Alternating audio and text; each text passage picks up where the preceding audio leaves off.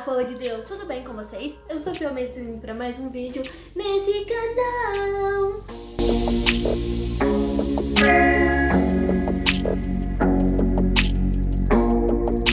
E no vídeo de hoje nós estamos no 11º vídeo da nossa série. Gente, só falta 2 vídeos para acabar. Meu Deus do céu. Mas tudo bem, né? Graças a Deus nós estamos aqui terminando essa série bem, com saúde. Espero que você também esteja. E nessa lição de hoje nós vamos falar sobre a cura divina no ministério de Jesus. A cura no ministério de Jesus. Começando aí, né, a nossa aula de hoje. Mas antes de eu começar a falar sobre esse assunto, que eu espero seja muito abençoado na sua vida, que se inscreva aí embaixo no canal, compartilhe o vídeo, né? Acompanhe o vídeo até o final. Vamos começar lendo aqui o texto áureo, que está localizado em Isaías 53:4. Verdadeiramente, ele tornou-se sobre si as nossas enfermidades e as nossas dores levou sobre si. E nos o reputamos por aflito, ferido de Deus e oprimido. Amém, gente? Vamos começar aqui com o primeiro tópico que fala: a origem e a natureza das enfermidades. A origem das enfermidades.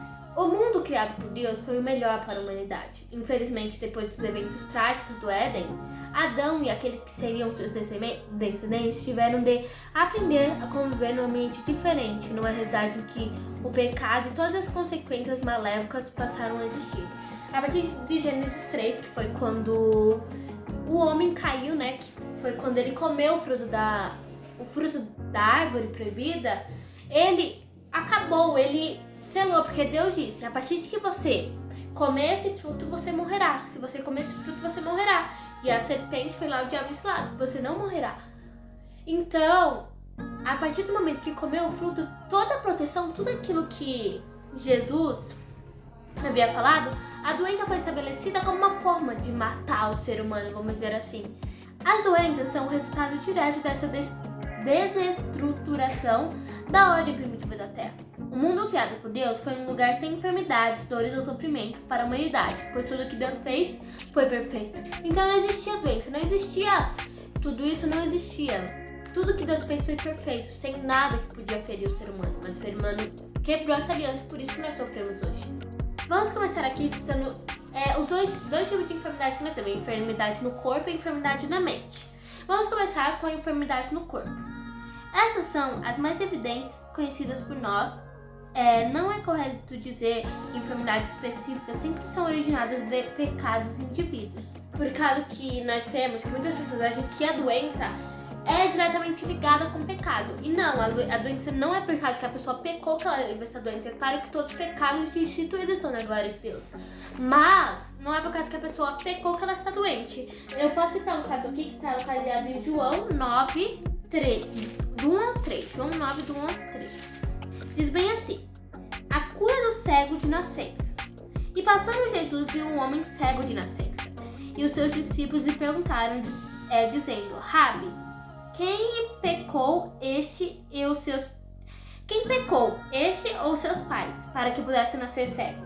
Jesus respondeu: nem ele, nem seus pais, mas foi assim que se manifestou nele as obras de Deus. Por causa que, às vezes, a doença sua doença espiritual, às vezes é para glória de Deus, é para algum movimento de Deus, é para... Nem sempre as suas doenças, ou a doença no mundo, a doença na pessoa é por causa do pecado, né? Porque nem ele nem o pai dele pecou. É claro que eles pecaram, porque todos pecaram, mas não foi consequência do pecado. Mas ao contrário disso, nós podemos ver aqui, em João 5,14, que fala exatamente o contrário, de outra situação.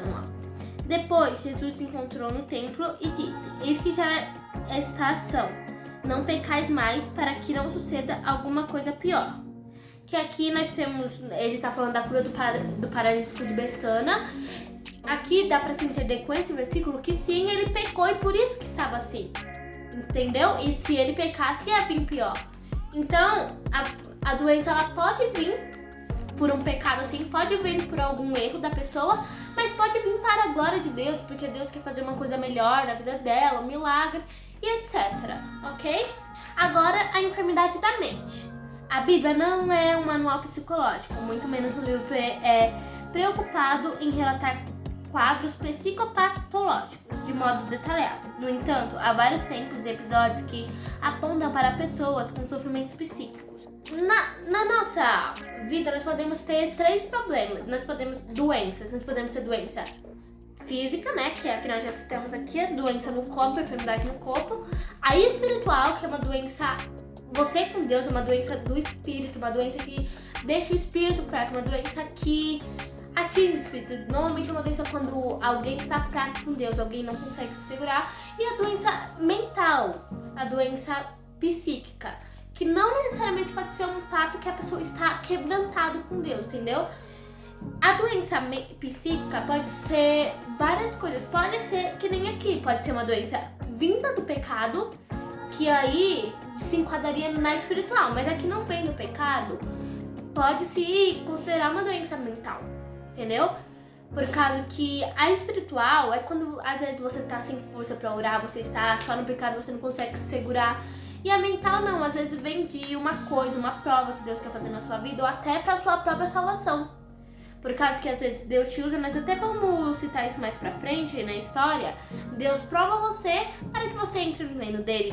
Isso ele pode usar a sua cabeça, pode colocar coisas na sua cabeça para que você entre, para a sua salvação. Amém? Agora nós vamos para o segundo tópico que fala a cura divina como parte da salvação. Naamã e seu mergulho na fé. Aí nós vamos entrar nessa parte. Pra quem não sabe quem era Naamã, ele era um comandante do rei da Síria, muito grande lá, e pelo que eu não me engano, ele pegou lepra, né? Ele tava todo leproso, e aí aconteceu lá a história que ele teve que mergulhar, acho que 6 vezes lá, né? Se eu não me engano, gente, eu não lembro direito. Eu acho que se eu estiver passando vergonha, me desculpa, mas vamos ler aqui o que tá escrito.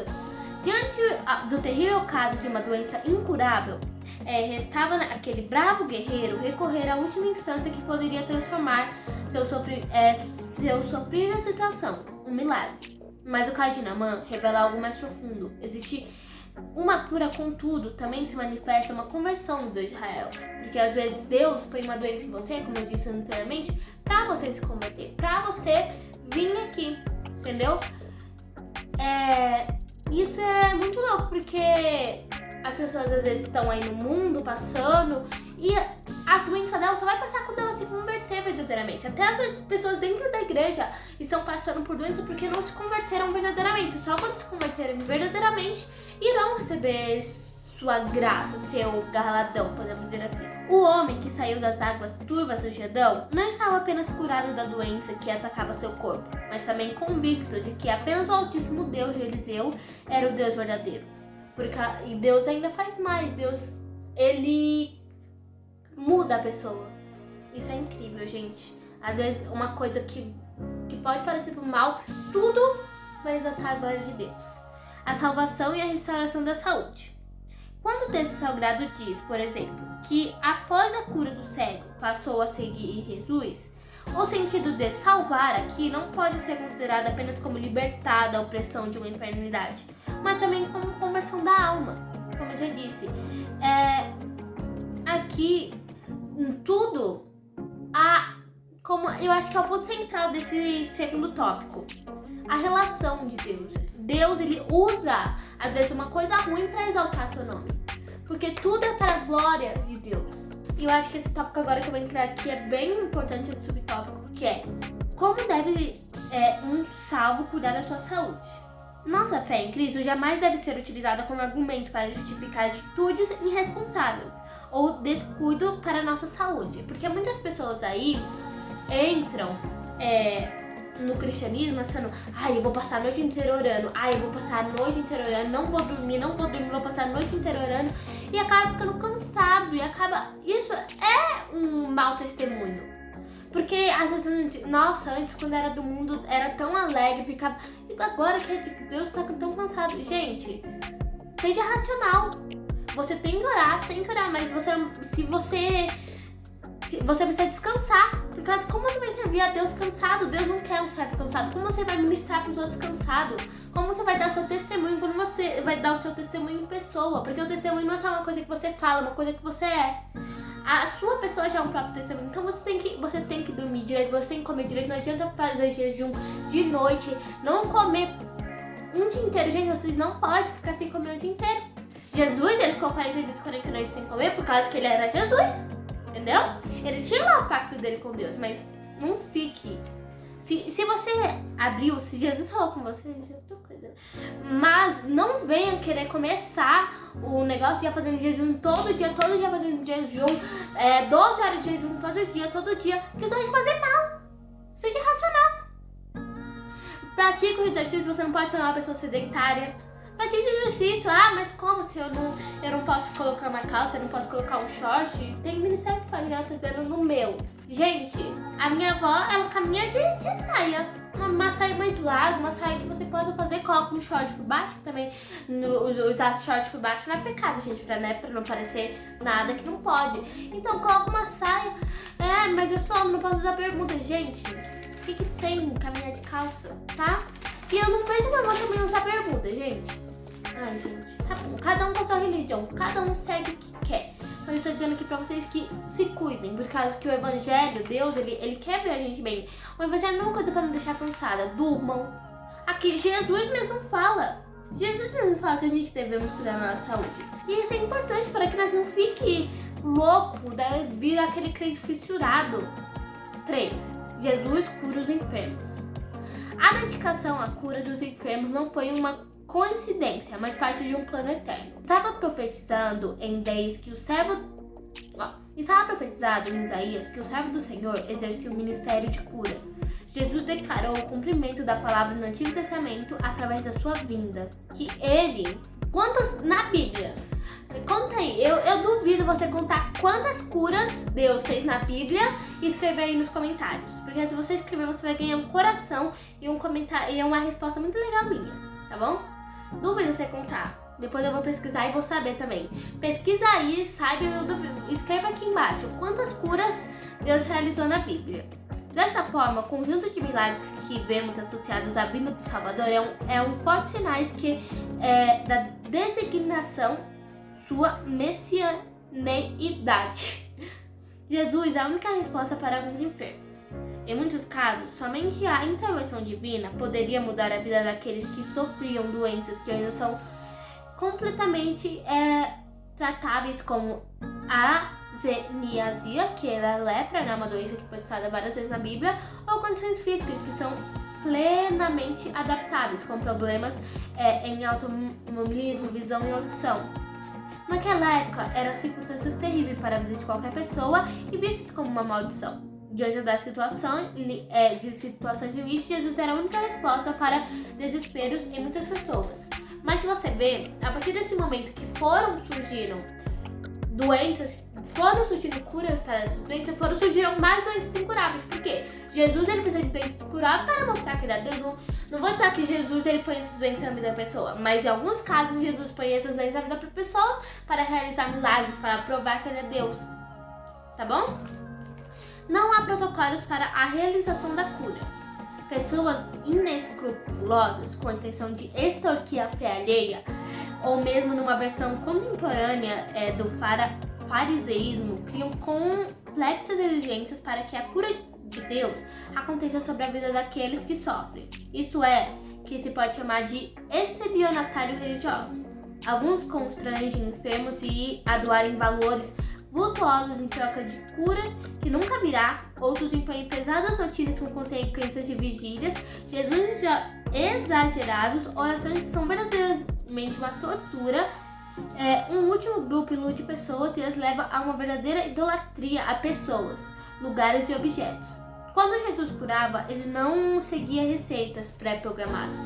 Ele só fazia, ele era Deus, ele colocava a mão e a pessoa curava. Gente, se você está procurando curar a pessoa, ora 10 Pai Nosso, ora 10, não é isso que vai te curar. Vai te curar a sua fé. A sua fé vai te curar. E se Jesus quiser, porque se Jesus quiser também não vai curar não, tá? Desculpa te dizer, mas não vai. E é isso que nós terminamos aqui a aula de hoje. Não esqueça de deixar seu like, se inscrever no canal, compartilhar. Já estamos quase terminando a série. Se você não viu a série, eu deixo aqui na link na descrição e fica, quando aparece aqui do lado os negocinhos, sempre fica o link com todas as aulas seguintes, todas as aulas que já passaram. Então vão lá ver, me ajudem, porque tá muito bom essas aulas. E é isso, espero que vocês tenham gostado. Beijo e